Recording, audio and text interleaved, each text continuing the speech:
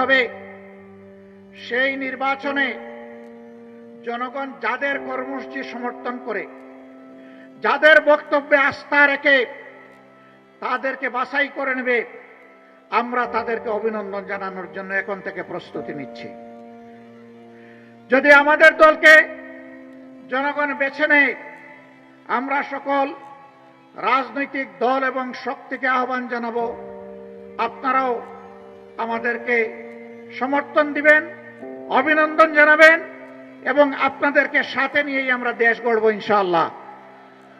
কেউ কেউ ইতিমধ্যে বলেছেন তারা ফ্যাসিবাদ বিরোধী সকল দলকে সাথে নিয়ে যদি তারা নির্বাচিত হন তাহলে সরকার গড়বেন ইল্লা জামাতে ইসলামী, জামাতে ইসলামী ছাড়া। আমরা তাদেরকে বিনয়ের সাথে বলবো, জনগণ যদি মহান আল্লাহর ইচ্ছায় আমাদেরকে নির্বাচিত করে, ইনশাআল্লাহ আমরা আপনাদেরকেও বাদ দিব না, সবাইকে সাথে নিয়ে আমরা দেশ গড়ব ইনশাআল্লাহ।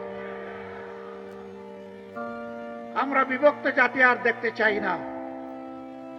জাতিকে যারা বিভক্ত করে তারা জাতির দুশ্মন। আমরা ওই দুশ্মনের রাজনীতির চাষ আর বাংলাদেশে হতে দিব না। কিছু লোক প্রপাগান্ডা ছড়ায়, জামাতে ইসলামী তো কোনোদিন সরকার চালায় নাই। এখন এই সংকটময় মুহূর্তে যদি জনগণ জামাতকে ভোট দিয়ে সরকার গঠনের সুযোগ দেয়, তাহলে তাদের তো অভিজ্ঞতা নাই, তারা দেশ চালাবে কেমনে? হ্যাঁ, আমরা স্বীকার করি আমাদের অভিজ্ঞতা নাই। কোন অভিজ্ঞতা নাই জানেন? জনগণের সম্পদ চুরি করার অভিজ্ঞতা আমাদের নেই। দলীয় কর্মীদেরকে দিয়ে চাঁদাবাজি করার অভিজ্ঞতা আমাদের নেই। শিক্ষা প্রতিষ্ঠানগুলোতে গণরুম কায়েম করে টর্চার সেল গঠনের অভিজ্ঞতা আমাদের নেই। সর্বপর্যায়ে মাথা থেকে পায়ের পাতা দুর্নীতি করার অভিজ্ঞতা আমাদের নেই। জনগণের ম্যান্ডেটে